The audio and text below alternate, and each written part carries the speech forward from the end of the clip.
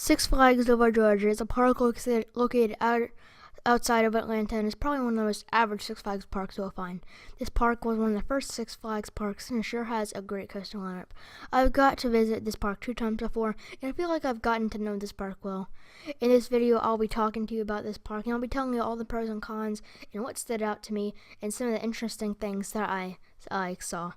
So you'll get a parking spot, and there are 2 parking spots. So you'll start walking towards the park. In one of the parking lots, you'll see Batman the Ride and Mindbender.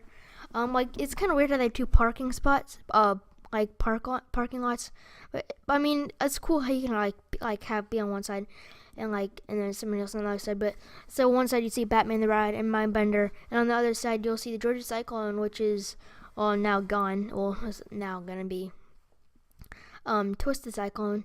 I have a whole analysis for that. Go and check it out. So you'll see now Twisted Cyclone. And so you walk into the entrance where it's it has a road right through the entrance, and then it has the entrance, and it has Goliath going all around. And it has Georgia Scorcher by the parking lot, and then it has a little bit of Twisted Cyclone. I'm still trying to get used to Twisted Cyclone. So then you walk into the park, and you have this big walkway that's kind of like a main street, and you have this fountain. It looks really nice. And then if you go to your right, you'll have the Georgia Twisted Cyclone, and if you go to your left, you have all of the other rides. So let's talk about the coaster lineup. So this park has a very solid coaster lineup. Your big ones, probably the best ride there will be Twisted Cyclone, but then you also have Daredevil Dive, and Goliath, awesome B&M Hypercoaster, and you also have Superman, and a lot of other good coasters. They have a lot of B&Ms in the park, which is I like B&Ms. It's a lot of B&Ms, and I just like about that. I mean, all parks, some parks don't even have one B&M, and this has a lot. So it's fine. I like it. So then and you also have some Batman the Ride clone, really nice.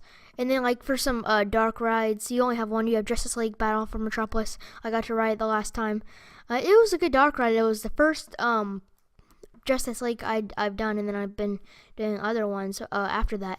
I like Justice League. They're really good. They have some good rides. The overall appearance of this park, it looks good. My dad doesn't really like it. He said it was dirty. I get it. Some parts of the park are dirty, but I mean it's still clean for the most part. Before I went to this park, I never noticed that they actually have a train and a skyline, which is actually pretty interesting. Some of the other parks they'll have a train and a skyline. Cedar Point is one of the only other ones that have a train and a skyline, and I think that's really cool. I mean, it's kind of cool how you have just a train and skyline, just two nice ways of transportation. It's if you want to be in the air, you can take the skyline, and if you want to be if you're going to go straight across the park, take the skyline, and if you want to be on the just have enjoy your ride, just go on the train and just get to see all the outside of Six Flags. So they have some pretty nice rides. They have 2 kids areas: Bugs Bunny Boomtown and DC Super Friends. DC Super Friends is the one with the roller coaster, but they used to not have DC Super Friends, but then now they added it, and they changed. That's kind of funny. They changed their kiddie coaster to the Joker, which I'm not really like. I mean, a kiddie coaster is the Joker. That's kind of weird, but I don't know. Who cares? So and they had some pretty nice rides there. And and you can see Blue Hawk right by the lake. That just looks really nice. And you have a lot of the staff. They have some pretty nice staff. I mean, they weren't the best, but they still had. I mean, the staff was fine. If you wanted to know something and you could go up, they would tell you where to go and all that. But something about the park is that it kind of feels like the Batman the Ride and Mindbender, and of course the Joker, Chaos Coaster. I think it feels like they're hidden back there, which I mean, the last time I went there, I didn't get the chance to experience them, just because we got there at 5 around 5. I'm not sure what time, but we got there later than we would like to, just because they had to drive from Florida all the way over to Atlanta in that day. And then we got to go to it was the first park of coasting. I forgot, coasting across the U.S. 2017. So I mean, it was kind of like a warm up for all of the parks on that trip. So like that was the last time I visited. And like on what I'm talking about this part on Superman Ultimate Flight, it used to have a color scheme of it was blue supports and red and yellow track, and now they just took the yellow out. I didn't like the color scheme like that, but then they just took the yellow out, made it all red track, and made it all blue supports. That's what I love about this coaster. That is beautiful. I love that. And like you also have some good themed areas, like the kid areas, and like you have the like whole DC area that we're back, or like Mindbender and Batman is, which is really nice. That's what it's a I like all the themed areas. It has a good some good themed areas. The operations of this park, I didn't like the times I went there. I didn't really get to experience the best operations, but the dispatches were nice. They were running about 2 trains almost on every coaster, which is a good amount of trains on each coaster. But I don't know. It's just